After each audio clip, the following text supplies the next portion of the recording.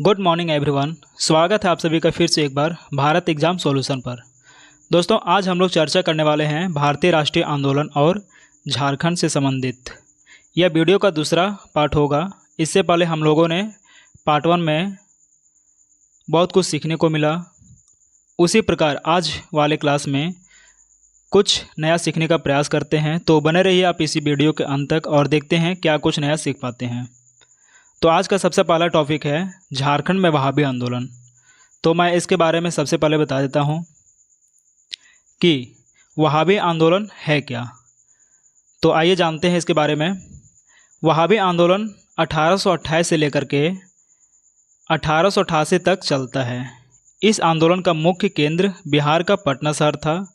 पटना का लियाकत अली और इनायत अली इस आंदोलन के प्रमुख नायक थे। आंदोलन मूल रूप से मुस्लिम सुधारवादी आंदोलन था जो उत्तर, पश्चिम, पूर्वी भारत तक और मध्य भारत तक सक्रिय था। चलिए अब आते हैं झारखंड में वहाबी आंदोलन के ऊपर।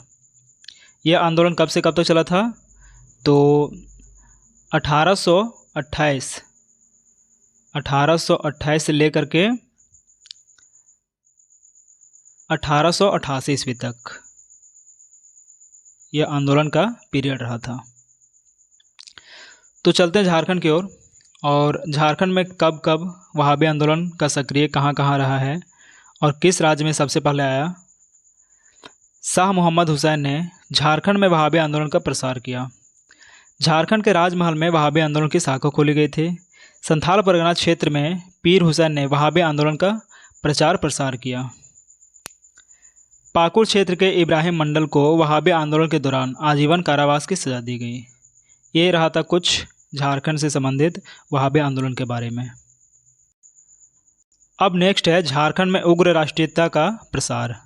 आइए इसके बारे में एक एक करके जानते हैं। कौन से जिला से कब और किस जगह इसके स्थान खोले गए।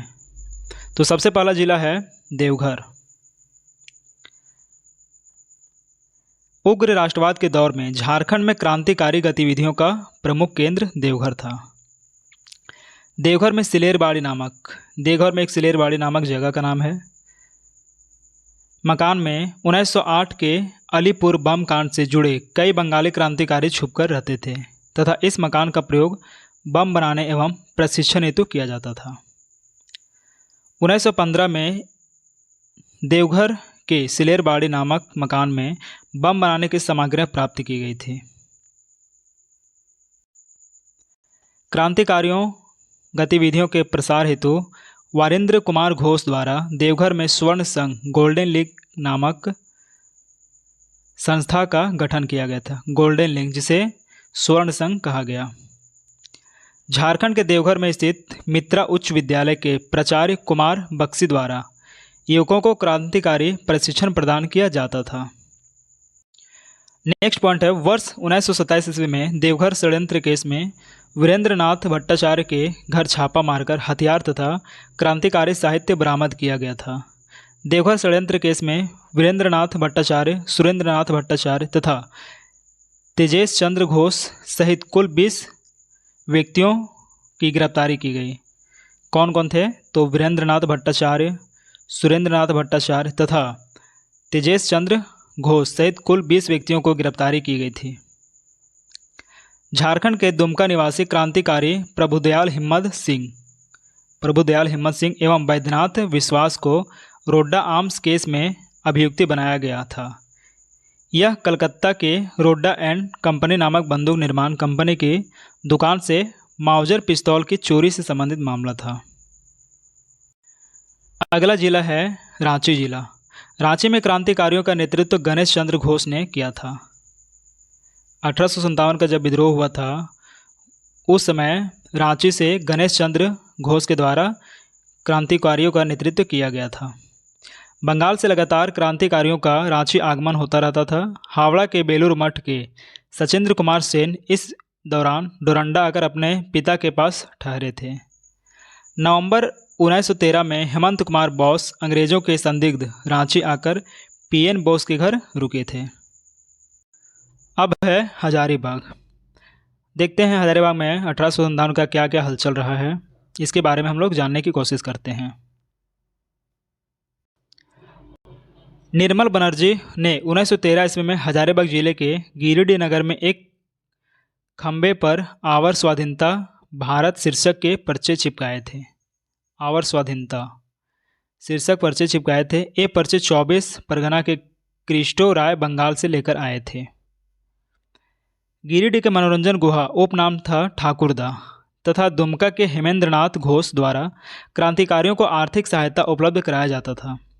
हजारीबाग के संत कोलंबा महाविद्यालय के छात्र राम विनोद सिंह को हजारीबाग का जतिन बाघा कहा जाता था। ये चीज़ आपको याद रखना है कि हजारीबाग का जतिन बाघा किन्हें कहा जाता था, तो राम विनोद सिंह को। ये राम विनोद सिंह थे जिन्हें हजारीबाग के जतिन बाघा के नाम से जाना जाता था। राम विनोद सिंह को 14 सितंबर 1918 को गिरफ्तार किया गया था, जिसके खिलाफ हजारीबाग में छात्रों द्वारा भारी प्रदर्शन भी किया गया था। अगला जिला का नाम है सिंहभूम। ढाका, मैमनसिंह तथा कलकत्ता से कई क्रांतिकारी आकर सिंहभूम के जमशेदपुर एवं चाईबासा में छुपते थे तथा क्रांति का गुप्त प्रचार भी करते थे। 1908 ईस्वी में टाटा कंपनी के कर्मचारियों गिरीन्द्रनाथ मुखर्जी ने न्यूयॉर्क से घोषणा की थी कि रक्त रंजित क्रांति से ही भारत को मुक्त किया जा सकता है। इनके भाई अमरनाथ सिंह मुखर्जी भी क्रांतिकारी गतिविधियों में शामिल थे। क्रांतिकारी आंदोलन में शामिल दुर्गादास बनर्जी, सुरेंद्र कुमार राय आदि का संबंध टाटा कंपनी से था। सुधांशु मुखर्जी अप्रैल 1916 में अलीपुर जेल से रिहा होने के बाद सिंहभूम के सोनुआ ग्राम में रहने लगे तथा बाद में हजारीबाग चले गए। आनंद कमल चक्रवर्ती ने चाईबासा से प्रकाशित तरुण शक्ति नामक क्रांतिकारी पत्रिका का संपादन किया था। इस पत्रिका में ब्रिटिश सरकार के विरुद्ध लिखने हेतु उन्हें गिरफ्तार भी किया गया था। अन्य तथ्य में हम लोग देखते हैं, काकोरी कांड के मुख्य आरोपी अशफाक उल्ला खां, प्रफुल्ल चंद्र घोष व ज्योति पंत राय जैसे क्रांतिकारियों ने भी कुछ दिनों तक छुपने का झारखंड में शरण ली थी। छोटा नागपुर क्षेत्र डॉक्टर यदुगोपाल मुखर्जी एवं बसावन सिंह के नेतृत्व में 1931 से 32 के आसपास भी क्रांतिकारी आंदोलन संचालित था। बिहार के गया में राजनीतिक डकैती के मामले में गिरफ्तार 18 क्रांतिकारियों में डाल्टनगंज के परमथनाथ मुखर्जी तथा गणेश प्रसाद वर्मा भी शामिल हुए थे। अगला टॉपिक है गांधी युग। अब हम लोग जानते हैं 1857 और 1917 से 1940 के बीच में गांधी जी का लगातार झारखंड से आगमन होता रहा है। गांधी जी का झारखंड आगमन 1917 से स्टार्ट होता है, जो कि 1940 के बीच तक चलता रहता है।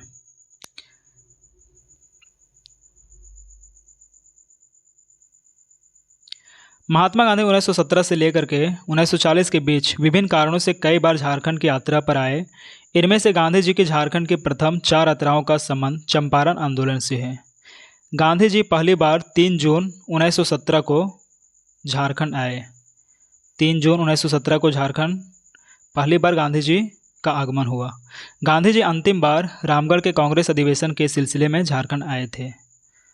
आइए अब एक करके देखते हैं झारखंड में गांधी जी का आना। चंपारण आंदोलन के सिलसिले में पहली बार महात्मा गांधी को 29 मई 1917 को सरकार की तरफ से एक पत्र मिला, जिसमें उन्हें 4 जून को बिहार ओडिशा के तत्कालीन lieutenant governor Edward Albert Gait से मिलने हेतु आग्रह किया गया था। इसके अतिरिक्त श्याम कृष्ण सहाय ने भी 1917 में गांधी जी को रांची आने का निमंत्रण दिया था। इन्हीं संदर्भों में 3 जून 1917 को ब्रजकिशोर बाबू के साथ पहली बार महात्मा गांधी का रांची आगमन हुआ। इस दौरान गांधी जी श्यामलाल कृष्ण सहाय के घर पर ही रुके थे। 4 जून को महात्मा गांधी की पत्नी कस्तूरबा गांधी तथा उनके पुत्र देवदास गांधी भी रांची आए। 4 जून से 6 जून तक 3 दिन बिहार के लेफ्टिनेंट गवर्नर अल्बर्ट गेट से उनकी वार्ता चली तथा 7 जून को वे पटना लौट गए। इस दौरान गांधी जी श्यामलाल कृष्ण सहाय के घर में ही रुके थे। अब है चंपारण आंदोलन के सिलसिले में गांधी जी का दूसरी बार आगमन। गांधी जी 5 जुलाई को मोतिहारी से चलकर 7 जुलाई को दूसरी बार रांची पहुंचे। इस यात्रा का उद्देश्य 11 जुलाई 1917 को चंपारण जांच समिति की एक बैठक में भाग लेना था। बैठक संपन्न होने के बाद गांधी जी 13 जुलाई को पुनः मोतिहारी लौट गए। फिर है चंपारण आंदोलन के सिलसिले में गांधी जी का तीसरी बार आगमन। 18 सितंबर को पूना से चलकर 22 सितंबर 1917 को चंपारण आंदोलन के सिलसिले में पुनः रांची पहुंचे। इस आंदोलन में उन्होंने ब्रजकिशोर प्रसाद को भी रांची बुला लिया। इस संदर्भ में 23 सितंबर को रांची के पते से मगनलाल गांधी को लिखा पत्र भी मिला। 24 सितंबर 1917 को रांची में चंपारण समिति की बैठक आयोजित की गई, जिसमें आंदोलन को लेकर काफ़ी विचार विमर्श किया गया। गांधी जी 24 सितंबर को से 28 सितंबर 1917 तक चंपारण जांच समिति की बैठक में शामिल हुए, जिसमें चंपारण आंदोलन की रूपरेखा भी तैयार की गई। 3 अक्टूबर 1917 को गांधी जी ने सरकार को चुनौती देते हुए अपने एक रिपोर्ट पर हस्ताक्षर किया तथा 4 अक्टूबर 1917 को गांधी जी चंपारण हेतु निकल गए। अब है चंपारण आंदोलन के सिलसिले में गांधी जी का चौथी बार आगमन। असहयोग आंदोलन 1920 से 21 के दौरान महात्मा गांधी 1920 में रांची आए थे। इस दौरान वे भीमराव वंशीधर मोदी धर्मशाला में रुके थे। गांधी जी की उपस्थिति में ही इसी धर्मशाला के बाहर विदेशी कपड़ों की होली जलाई गई थी। इस दौरान गांधी जी टाना भगतों से भी मिले, जिसके बाद टाना भगत गांधी जी के प्रिय शिष्य बन गए। गांधी जी का 5वीं बार झारखंड आगमन। गांधी जी 5 फरवरी 1921 में पहली बार धनबाद आए तथा यहाँ से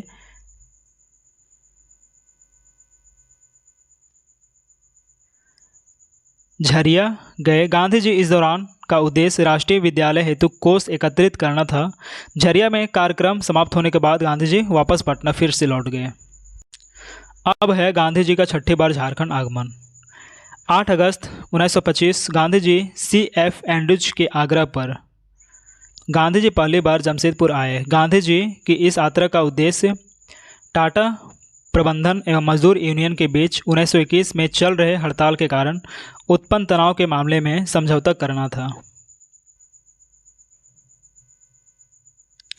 जमशेदपुर में R.D. टाटा ने गांधी जी का भव्य स्वागत किया तथा इस प्रवास के दौरान गांधी जी डायरेक्टर्स के बंगला में ही रुके थे। इसी दौरान जमशेदपुर की एक सभा में देशबंधु स्मृति कोष हेतु गांधी जी को 5,000 रुपये प्रदान किए गए। गांधी जी 1934 में दूसरी बार तथा 1940 में तीसरी बार जमशेदपुर आए थे। गांधी जी का 7वीं बार झारखंड आगमन। गांधी जी का 7वीं बार झारखंड आगमन। 15 सितंबर 1925 को गांधी जी पहली बार पुरुलिया से चक्रधरपुर आए थे। पुरुलिया से कहाँ? चक्रधरपुर। यहाँ राष्ट्रीय विद्यालय में जाकर छात्रों को संबोधित किया। 1934 में दूसरी बार चक्रधरपुर की यात्रा की। चक्रधरपुर से चाईबासा व खूंटी होते हुए गांधी जी 16 सितंबर 1925 को रांची पहुँचे।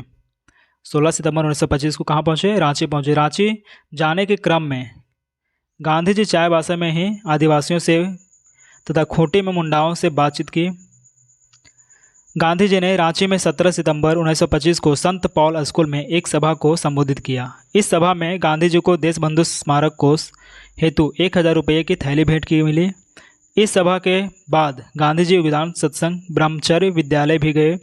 1 मई 1934 को दूसरी बार योगदा सत्संग विद्यालय आए थे। अगला टॉपिक का नाम है गांधी जी से टाना भगतों की मुलाकात व प्रभाव।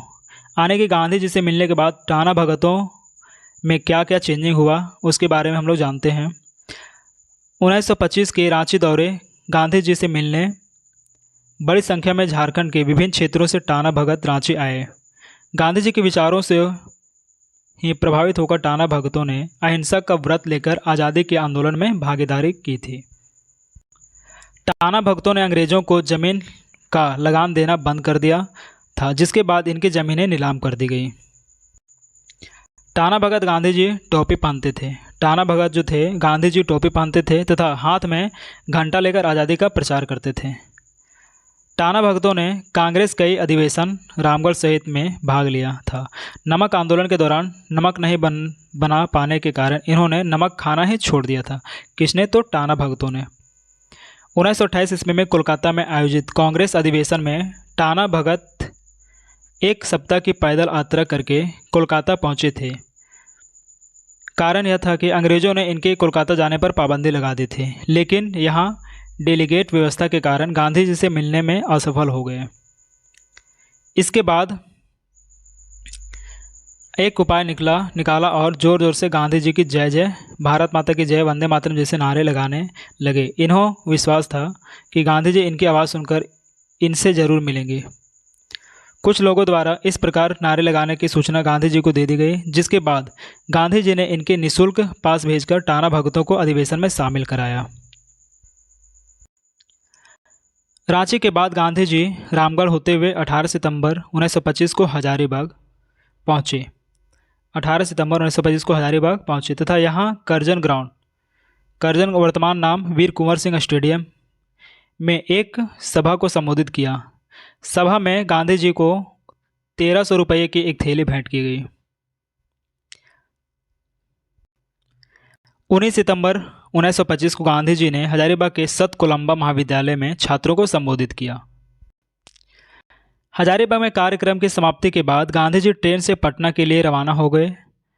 ट्रेन से पटना जाने के क्रम में ट्रेन जब कोडरमा स्टेशन पर रुकी तो हजारों लोगों की भीड़ गांधी जी के दर्शन के लिए खड़ी थी। यहाँ होरिल नामक व्यक्ति ने गांधी जी को देशबंधु स्मारक कोष हेतु 350 रुपये की एक थाली भेंट की। गांधी जी का अब 8वीं बार झारखंड आगमन कब हुआ, चलिए देखते हैं। 3 अक्टूबर 1925 को भागलपुर होते हुए बांका होते हुए पहली बार देवघर की यात्रा पर आए। यहाँ गांधी जी का भव्य स्वागत किया गया। गांधी जी इस यात्रा के दौरान देवघर में सेठ गोवर्धन दास के मकान में रुके थे। इस दौरान में गांधी जी कुछ समय के लिए नौलखा मंदिर पास स्थित कोलकाता व्यवसायी हरगोविंद डालमिया के मकान में भी रहे। कोलकाता उच्च न्यायालय के सॉलिसिटर कृष्ण कुमार दत्ता के आमंत्रण पर गांधी जी देवघर रिखिया गांव भी गए। रिखिया गांव में स्वामी सत्यानंद सरस्वती जी द्वारा निर्मित आश्रम भी गए हुए थे।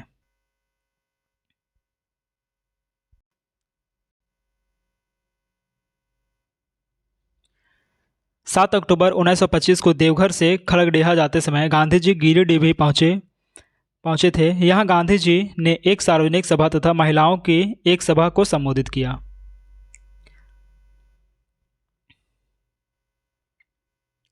8 अक्टूबर 1925 को गांधी जी गिरिडीह से मधुपुर पहुंचे। यहाँ रेलवे स्टेशन के पास ही गांधी जी का भव्य स्वागत किया गया।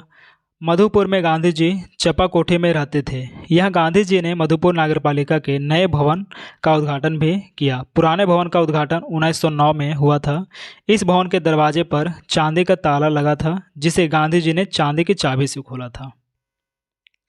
1925 की अपनी देवघर यात्रा के बारे में लिखते हुए गांधी जी ने अंग इंडिया में देवघर के पंडों और देवघर की परंपरा की तारीफ की है।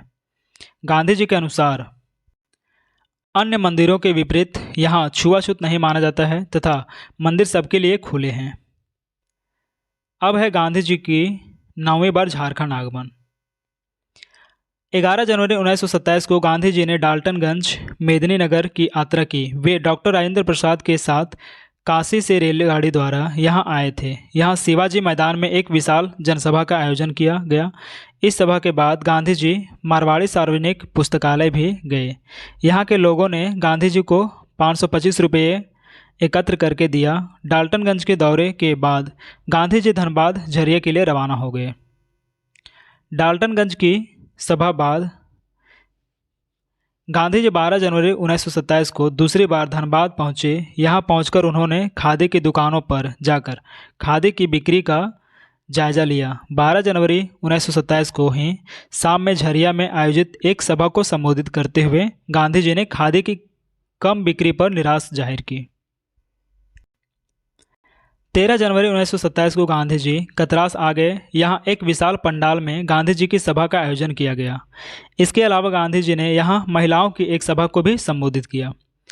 अब है गांधी जी का 10वीं बार झारखंड आगमन। 1934 में गांधी जी ने छोटा नागपुर का बड़ा व लंबा दौरा किया।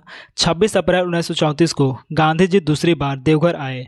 यहाँ जसीडीह स्टेशन पहुंचने पर ही गांधी जी की कार पर कुछ लोगों ने हमला कर दिया। इसमें कार के शीशे टूट गए, परंतु गांधी जी को स्वयंसेवकों ने बचा लिया।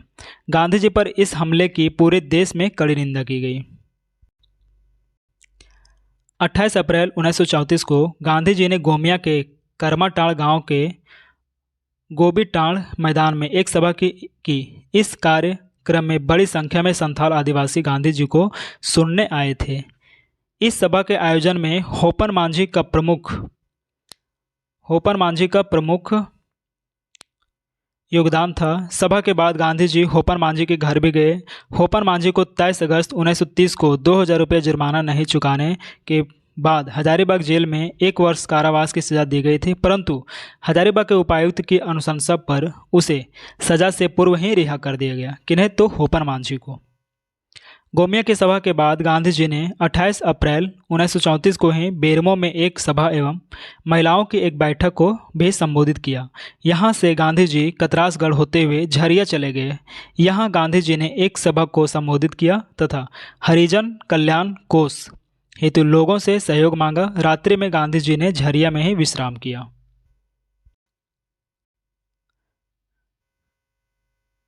29 अप्रैल 1934 को गांधी जी ने जामा डोबा कोलियरी में टाटा कोलियरी वर्कर्स एवं हरिजन वर्कर्स को संबोधित किया तथा पुरुलिया व झालदा होते हुए रांची आए। इसी यात्रा के दौरान 1 मई 1934 को गांधी जी दूसरी बार रांची स्थित योगदा सत्संग ब्रह्मचर्य विद्यालय भी गए। ये रांची उनका आना दूसरा बार था योगदा सत्संग में। 1 मई को गांधी जी ने स्वराजवादी नेताओं के साथ बैठक किया। इस बैठक में चक्रवर्ती राजगोपालचारी, डॉक्टर राजेंद्र प्रसाद, अरुण आसफ अली, सरोजिनी